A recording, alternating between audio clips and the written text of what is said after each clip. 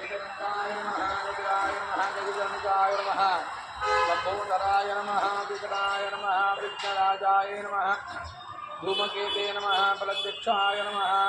कुमारगुरवे नमः स्कन्दपूर्वजाय नमः मूषिकवाहनाय नमः वक्रतुण्डमहाकाय सूर्यकोटिसमप्रभा निर्विघ्नं कुरु मे देवा सर्वकार्येषु सर्वदा पद्मासने पद्म